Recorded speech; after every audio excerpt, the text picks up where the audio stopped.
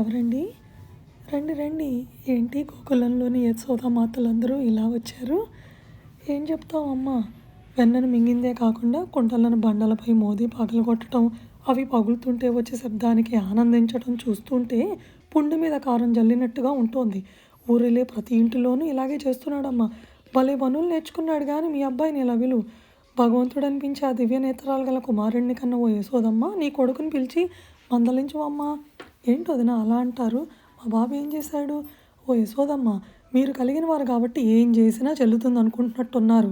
నీ కొడుకు చేసే చిలిపి పనులు మీకు తలవంపులు తెస్తాయని కొంచెం కూడా అనుకోవట్లేదా? వినవమ్మ నీ కొడుకు చేష్టలు. కుంపటి మీద వేడి చేస్తున్న కుండలను బోర్లించి వెన్నను దొంగలించి వచ్చి ఇక్కడ నిలబడ్డాడు. ఏదో పక్కింటి వాళ్ళం కదా అని ఇలా చేయటం న్యాయమేనా? నీ మధుసూదనుడు మమ్మల్ని సుఖంగా మట్టుకు బ్రతకనివ్వడం లేదు. ఏది నీ కొడుకుని ఇలా పిలువు. మీరేమంటారు విజయ వదిన? అమ్మ యశోదమ్మ, చెరుకు మొక్కల్లా ఎంత తీగా మాట్లాడుతున్నావే.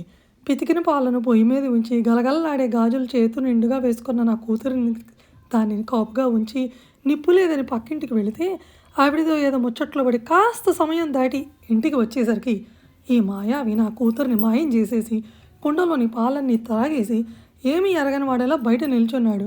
ఏది సాలగ్రామాలకు అధినేత నీ కొడుకుని ఇలా రమ్మని పిలువు. ఏంటి ఉషామ్మ, మీరు కూడా ఎలా అంటున్నారు? పండుగ కదా అని ఎర్రబియ్యము, పెసరపప్పు, బెల్లం, పాలు, మంచి వాసన గల నెయ్యితో 12 రకాల వంటలు తయారు చేసి పెట్టాను. మీ వాడి గురించి నాకు తెలుసు కదా. వండిన వంటకాలన్నీ తానే మింగేసి ఇంకా చాలదు అంటూ నిలబడే ఉన్నాడు. ఏమి చిత్రం, ఇదేం పెంపకం అమ్మా యశోదమ్మ. మీ వాడిని కొంచెం పిలుచుకొనిరా. రుక్మిణీమాత, మీరు కూడా అలాగే అంటున్నారు? మీ కిట్టు ఇలాగే చేస్తాడు కదా మరి. అమ్మ యశోదమ్మ, మా ఇల్లే కదా అని పంచదార లడ్లు, వడలు, నువ్వుండలు ఓ చుట్టులో పెట్టి బయటకు వెళ్ళానమ్మా. వీడు లోపలికి దూరి అన్నీ మెక్కేసి పారిపోయాడు.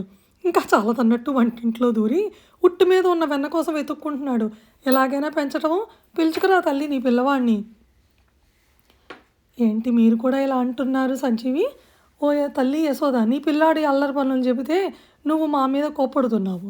నీ కొడుకు మా ఇంట్లో వచ్చి నా కూతురిని మాయం చేసేసి చేతుకున్న గాజులను ఊడదీసుకుపోయాడు. ఓ అంగళ్ళు అమ్ముకుంటూ ఒక ఆవిడికి ఆ గాజులను ఇచ్చి మంచి నేరేడు పళ్ళను బదులుగా తీసుకుని ఇదంతా చేసింది నేను కాదు అంటూ తింటూ నవ్వుకుంటూ వెక్కిరిస్తున్నాడే.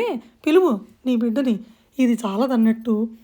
ఏంటమ్మా, ఏంటి శిరీషమాత, ఏంటి అంటున్నారు? ఇది చాలదన్నట్టు మీ వాడు ఏం చేశాడో తెలుసా? చక్కగా మా ఇంట్లోకి వచ్చేసి మా డేటాబేస్ అంతా దొంగిలించేసి మీ ఇంట్లో ఉన్న డేటాబేస్ చాలదన్నట్టు ఐప్యాడ్లు, ఐఫోన్లు అన్నీ చూసేసి ఊరిలో ఉన్న గోపబాలందరికీ ఐఫోన్లు, ఐప్యాడ్లు ఇచ్చేసి అందరిళ్లల్లో డేటా చోరీ చేసేసి కళ్ళజోడు తెచ్చుకున్నాడంటగా. పిలువమ్మ, మీ వాడిని చూస్తాము.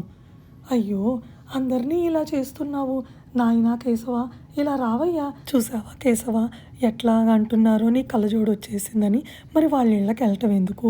మన ఇంట్లో ఐప్యాడ్లు, ఐఫోన్లు డేటా కాకుండా వాళ్ళ ఇళ్ళకి కూడా వెళ్ళిపోయి వాళ్ళ ఐఫోన్లు, వాళ్ళ ఐప్యాడ్లు అన్నీ చూసేసి కళ్ళజోడు చూడు ఎలా తెచ్చుకున్నావో. రావాలి మరి, అమ్మ పిలుస్తోంది. దామోదర రా నాయనా, ధర్మం కదా.